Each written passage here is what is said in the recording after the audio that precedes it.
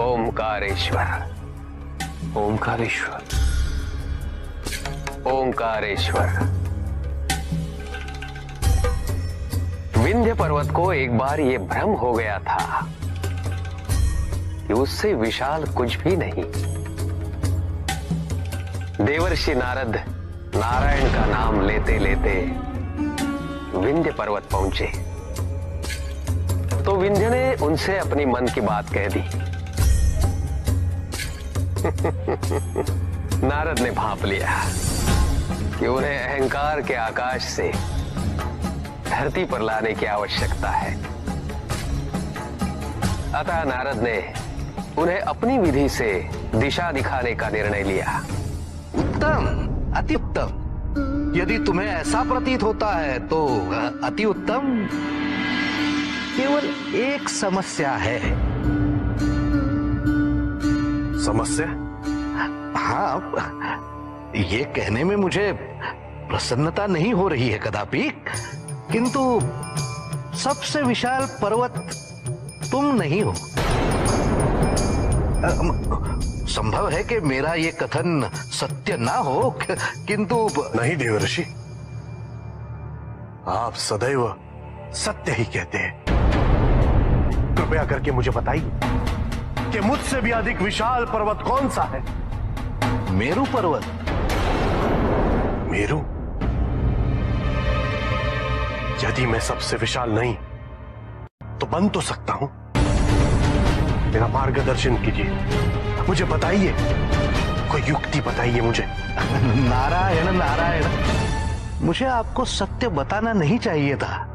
कितने व्याकुल हो गए हैं आप।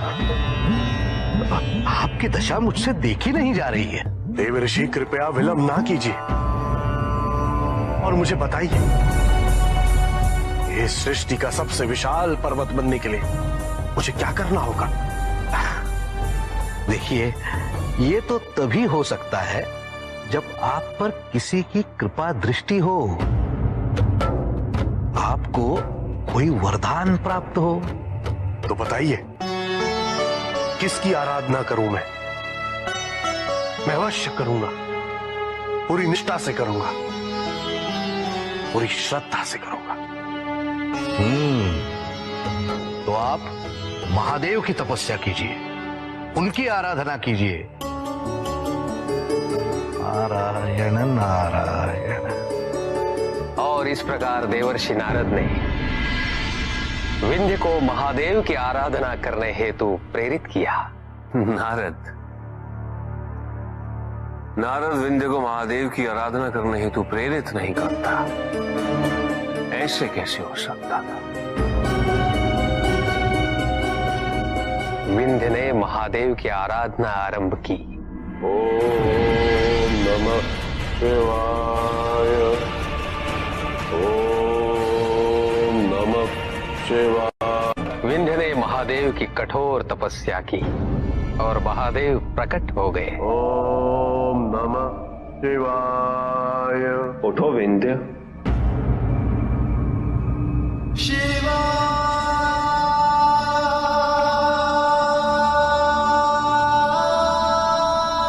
प्रभु,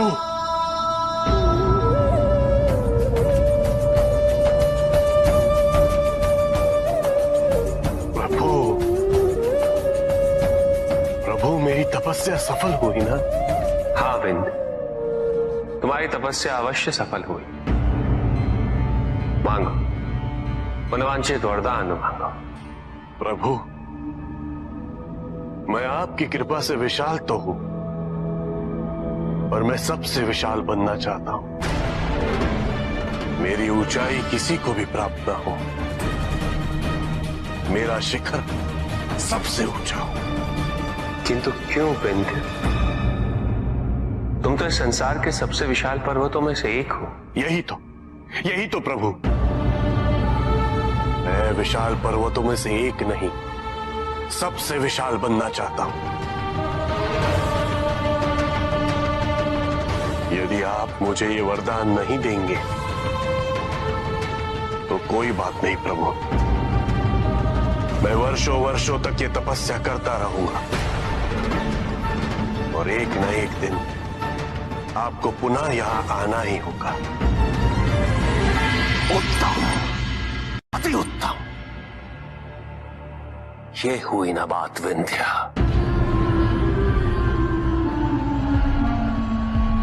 उसके बाद क्या हुआ ऋषि प्रहलाद? उचित है विंध्य, तुम कितने विशाल होना चाहते हो? मैंने कहा ना प्रभु, सबसे विशाल। किंतु आज मैं भले सबसे विशाल पर्वत बन जाऊं, पर कल कोई मुझसे भी बड़ा हो जाएगा। प्रभु, आप मुझे ये वरदान दीजिए कि मैं अपनी इच्छा अनुसार अपनी विशालता बढ़ा सकूं, उसकी कोई सीमा ना हो। उचित है विंध्य, मैं तुम्हें तुम्हारा मनोवांछित वरदान अवश्य दूंगा,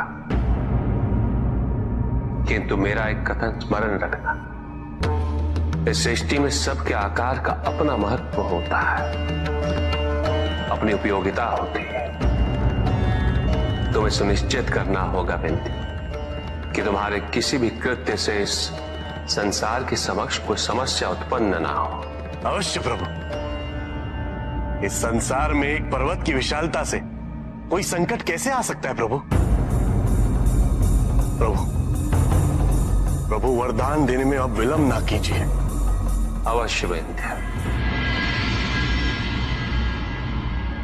जैसी तुम्हारी इच्छा।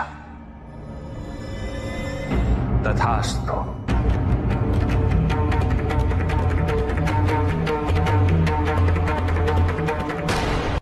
हमें लगता है कि आक्रामक होने से हम जो चाहते हैं वो हमें मिलेगा, परंतु ऐसा होता नहीं है। अहंकारी को केवल उसका अहंकार दिखता है, सत्य नहीं। चाहे वो कीटक हो या पर्वत, मनुष्य हो या महादानव, उसकी चेतना की विशालता का उसकी शरीर की विशालता से कोई संबंध नहीं होता। विंध्य पर्वत ये समझ नहीं पाया, वो विशाल होता गया।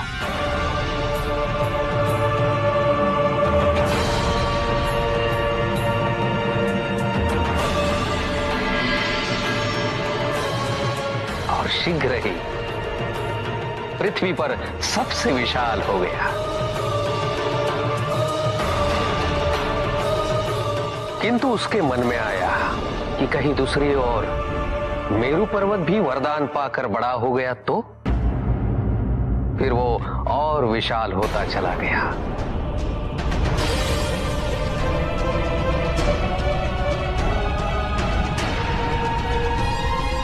और अंत में इतना विशाल हुआ कि पृथ्वी पर उसका भार असह्य हुआ।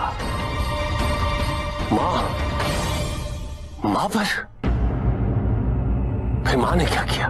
केवल पृथ्वी देवी ही नहीं, अपितु इंद्रादि देवता भी महादेव के पास पहुंच गए। प्रभु, विंध्य ने इतना विशाल रूप धारण कर लिया है कि उसके भार को सहन कर पाना हमारे लिए संभव नहीं हो पा रहा है। प्रभु, शीघ्र विंध्य के लिए पृथ्वी पर कोई स्थान नहीं रहेगा।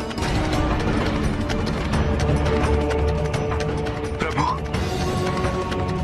अब तो मुझे भी भय हो रहा है कि कहीं मैं विंध्य के शिखर से टकरा न जाऊं।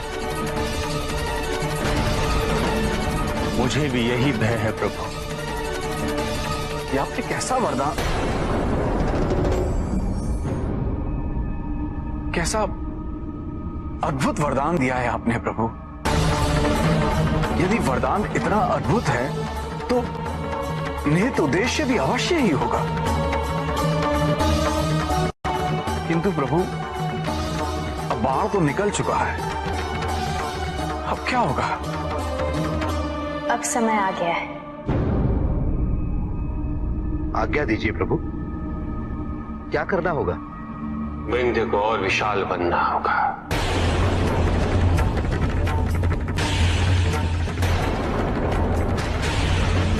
किंतु देवराज, जो बाण निकल चुका है उसे वापस खींचा नहीं जा सकता,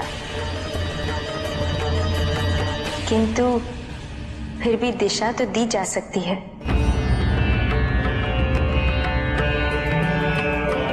नारायण नारायण।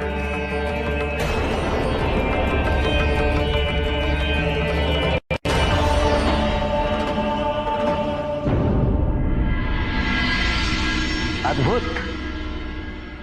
बन गया ना सबसे विशाल। हाँ हाँ, विशाल तो अवश्य, किंतु सबसे विशाल कहना उचित होगा या नहीं, ये तो क्यों? मुझसे अधिक विशाल कौन है इस पृथ्वी पर? विंध्य, अब तुम केवल पृथ्वी पर नहीं रहे, तुम्हारी विशालता आकाश तक पहुंच गई है। इसलिए तुलना के मापदंड परिवर्तित हो गए हैं। अब केवल पृथ्वी को मत देखो, देखो तो इन ग्रह नक्षत्रों को देखो, वो तो तुमसे विशाल हैं। और फिर त्रिदेव, त्रिदेव तो, और त्रिदेवों में महादेव। सब कहते हैं कि महादेव से विशाल कुछ भी नहीं है। उचित कहते हैं आप देवर्षि, मैंने तो इस पर विचार ही नहीं किया था। मुझे सबसे बड़ा होना है, महादेव से भी विशाल।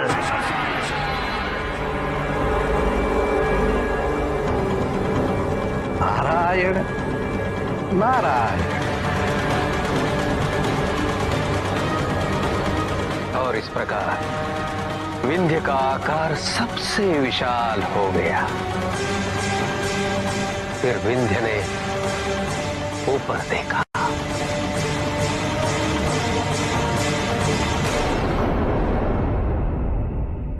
मुझसे भी ऊपर ये क्या दिख रहा है?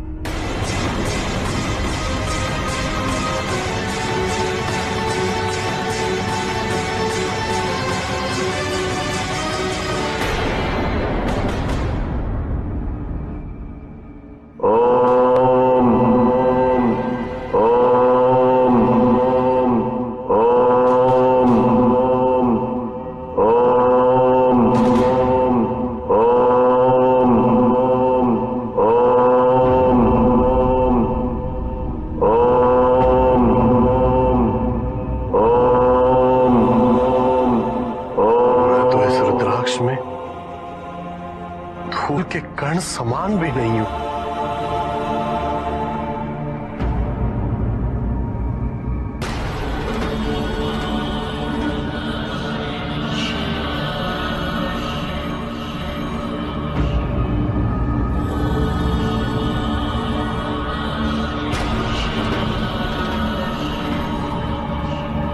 प्रभु,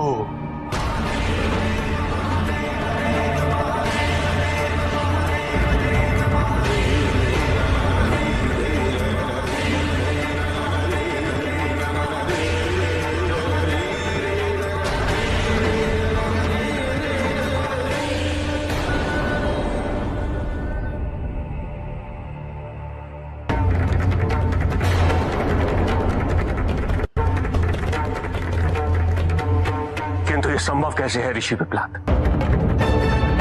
तुम ये कहना चाह रहे हो कि समस्त सृष्टि महादेव के रुद्राक्ष के अंदर है?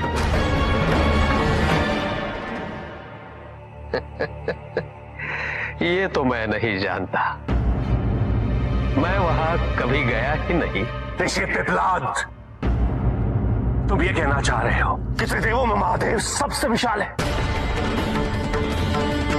आप अभी भी नहीं समझ रहे हैं लोहितान, है ना? आप अभी भी ब्रह्मदेव, नारायण और महादेव में भिन्नता ढूंढ रहे हैं। विंध्य ने वही देखा जो उसे उस समय देखना आवश्यक था। लोहिता, एक और आप कह रहे हैं कि आप त्रिदेवों की पारस्परिक निर्भरता को समझ रहे हैं, परंतु क्या आप उसके अर्थ को भी समझते हैं? जिस क्षण आपको ये अर्थ ज्ञात हो जाएगा, उसी क्षण आप ये समझ जाएंगे कि विंध्य को ब्रह्मदेव, नारायण या महादेव में से कोई भी दिख सकता था। महादेव का रुद्राक्ष दिखा, परंतु उसे उस स्थान पर नारायण का सुदर्शन चक्र या ब्रह्मदेव का ब्रह्म कमल भी दिख सकता था। महत्वपूर्ण ये नहीं, महत्वपूर्ण था तो केवल इतना कि विंध्य को अपनी नगण्यता का बोध हो, और वही हुआ। ओम।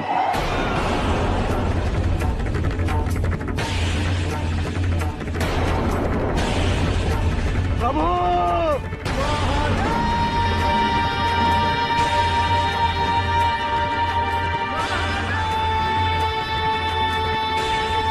प्रभु मुझे क्षमा कर दीजिए प्रभु, मुझे अपनी मूर्खता का बोध हो गया, मुझे ज्ञात हो गया प्रभु, मैं अहंकार में अंधा हो गया था। मुझसे ये वरदान वापस ले लीजिए प्रभु, वापस ले लीजिए प्रभु।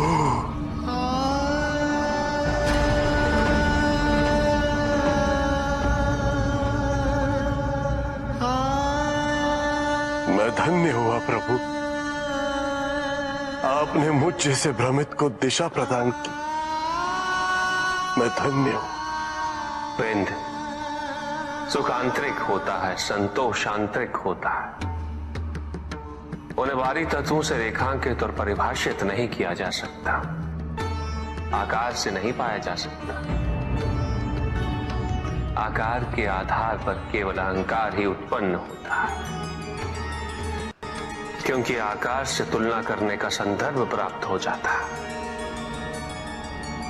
यदि तुम्हारा आकार छोटा है तो तुमसे भी छोटा कोई ना कोई अवश्य होगा, और यदि उसी प्रकार तुम विशाल हो तो तुमसे भी विशाल इस संसार में कोई ना कोई अवश्य होगा। इसीलिए शरीर या आकार की तुलना करना कभी भी शाश्वत सुख का आधार नहीं बन सकता, संतोष का आधार नहीं बन सकता। मैं पथभ्रष्ट हो गया था प्रभु, केवल अब सत्य जान रहा हूं। प्रभु ऐसी दिशा दिखाइए कि पुनः कभी मैं भ्रमित ना हूं। क्या यह संभव है प्रभु? तुम्हारे प्रश्न का उत्तर है ओम।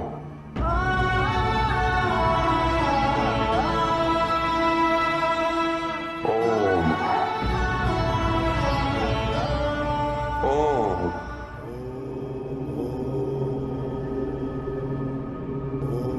ये क्या था प्रभु? मुझे सर्वत्र ओम की ध्वनि गुंजायमान होती प्रतीत हो रही है। मुझे ओम के अर्थ से अवगत कीजिए प्रभु।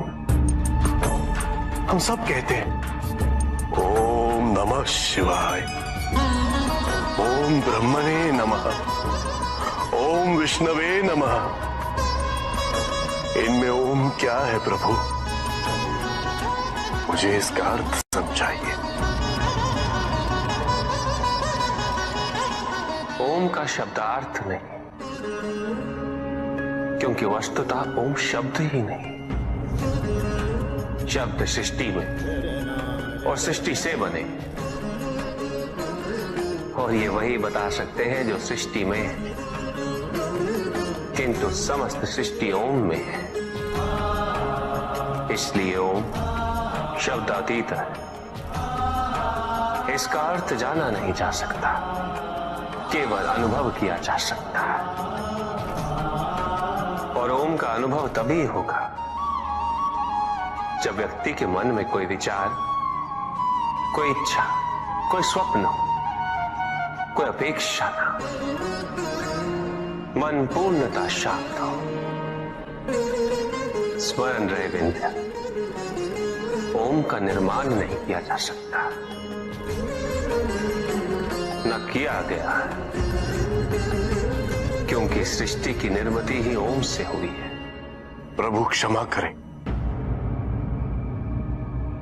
किंतु सृष्टि के आरंभ में तो केवल त्रिदेव थे।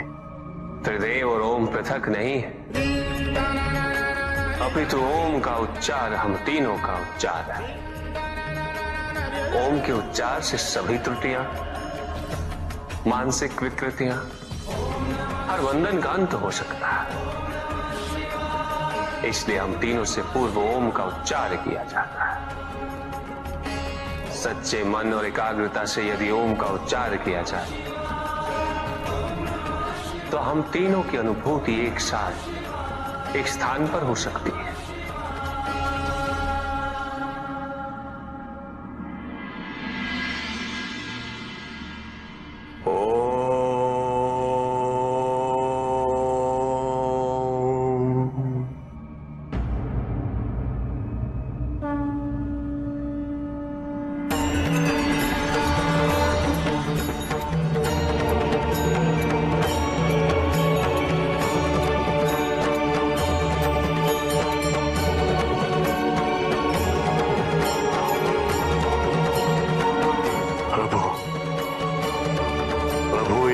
कृपा कर दीजिए। मेरी प्रार्थना है कि आप यहां एक शिवलिंग स्थापन करें और सदैव यहां उपस्थित रहें और मुझ जैसे भ्रमितों का मार्गदर्शन करें।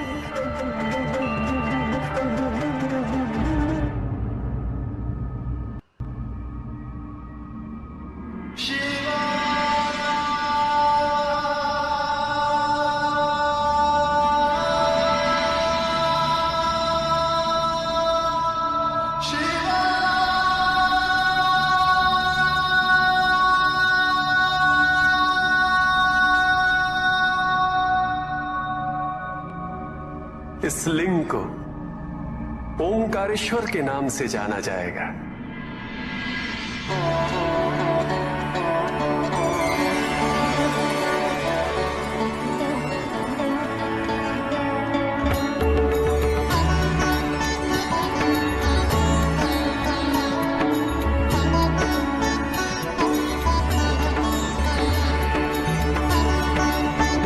किंतु प्रभु, ओंकार की प्रबलता गृहस्थ के लिए अत्यंत तीव्र है।